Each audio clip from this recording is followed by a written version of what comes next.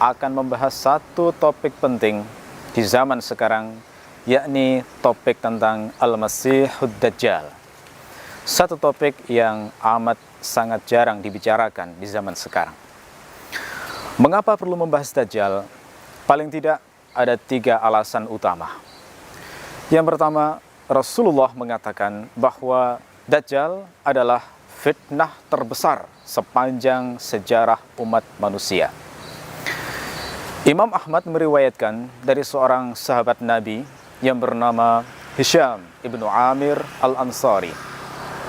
Bila mendengar Rasulullah SAW bersabda, tidak ada semenjak penciptaan Adam alaihissalam sampai datangnya hari kiamat fitnah yang lebih besar daripada fitnah Dajjal. Saudara kaum muslimin rahimakumullah, kalau kita merenungi hadis ini, maka akan tampak betapa dahsyatnya isi hadis ini. Rasulullah mengatakan bahwa Dajjal adalah fitnah terbesar sepanjang sejarah umat manusia. Bukan sekedar fitnah besar saja, tapi fitnah terbesar. Marilah kita coba melacak sejarah di masa lalu, mulai zaman Nabi Adam sampai hari ini. Kita mendapati bahwa manusia berganti generasi dari satu masa ke masa yang lain.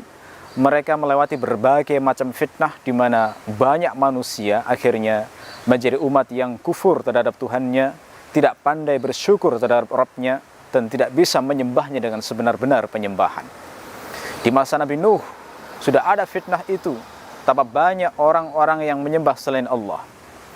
Di masa Nabi Musa kita mengenal Samiri yang mampu menyesatkan sahabat langsung dari Nabi Musa, padahal Nabi Musa masih hidup. Setelah diutusnya Nabi Isa, kita mengenal agama Nasrani, yang mana orang-orang sesudah itu, setelah Nabi Isa diangkat oleh Allah, berhasil membuat manusia menjadi kufur terhadap Allah karena menjadikan Isa sebagai anak Tuhan, sebagai sesembahan selain Allah. Jutaan, bahkan miliaran manusia kufur, ingkar kepada Allah. Fitnah-fitnah ini, kalau dibandingkan dengan fitnah Dajjal, sesungguhnya tidak ada apa-apanya.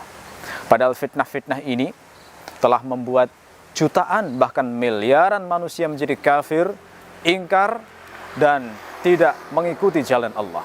Oleh karena itu, bisa kita bayangkan betapa dahsyatnya fitnah ini, sehingga kita tidak bisa meremehkannya. Menjadi penting bagi kita untuk mengenal fitnah Dajjal, agar kita bisa menjauhinya. Ini alasan yang pertama. Alasan yang kedua adalah, dengan membahas Dajjal, maka ini bisa menjadi salah satu pintu yang sangat baik untuk mengenal Allah. Mengapa demikian? Dajjal itu sesungguhnya adalah fitnah pemikiran. Fitnah pemikiran, fitnah gagasan yang menipu akal manusia, memanipulasi pemikiran manusia, menampakkan kebenaran sebagai kebatilan, dan menampakkan kebatilan sebagai kebenaran. Fitnah yang semacam ini ditopang dengan keajaiban-keajaiban yang diceritakan dalam riwayat. Dajjal mampu menurunkan hujan, bisa menumbuhkan tanaman, melewati binatang ternak, bisa menjadi gemuk, dan lain sebagainya.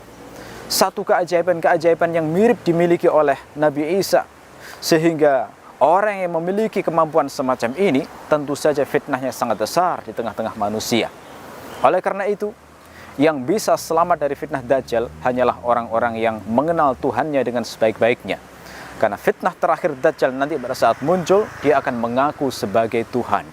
Dan hanya orang yang kenal Tuhannya dengan baik yang bisa membedakan mana Tuhan yang asli dan mana Tuhan yang palsu. Orang yang mengenal Tuhannya dengan baik, mentauhidkannya dengan benar-benar ketauhidan, benar-benar mengenal sifat-sifatnya, insya Allah dia akan selamat dari fitnah Dajjal. Orang yang memiliki iman semacam ini adalah orang yang memiliki iman seperti iman Ashabul Kahfi, yang rela meninggalkan kemewahan demi menyelamatkan agamanya, yang rela pergi ke gua untuk bersembunyi daripada mengikuti agama kaumnya. Orang-orang yang selamat dari fitnah Dajjal lebih rela hidup menderita daripada hidup bergelimang harta, hidup dalam kemewahan, tetapi menjadi pengikut Dajjal. Ini alasan yang kedua. Yang ketiga, hari ini kita melihat banyak sekali kaum muslimin yang melupakan pembahasan tentang Dajjal ini. Jarang dibicarakan, padahal dalam hadis Nabi dinyatakan bahwa salah satu ciri munculnya Dajjal adalah ketika Dajjal mulai jarang dibicarakan.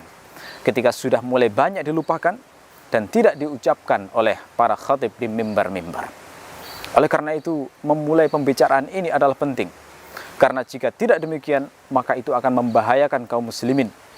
Orang yang sudah tidak terbiasa membicarakan Dajjal, maka konsekuensi logisnya adalah dia menjadi orang yang tidak bisa mengenal Dajjal dengan baik.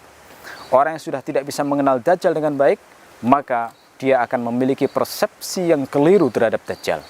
Kalau orang sudah persepsi kelirunya terhadap Dajjal, maka menjadi sangat mungkin dia akan menjadi pengikutnya Dajjal. Na'udzubillah min dzalik. Padahal orang yang sudah menjadi pengikutnya Dajjal, maka lenyaplah seluruh amal solehnya. Dia dihitung kafir dan seluruh kebaikannya tidak diterima oleh Allah.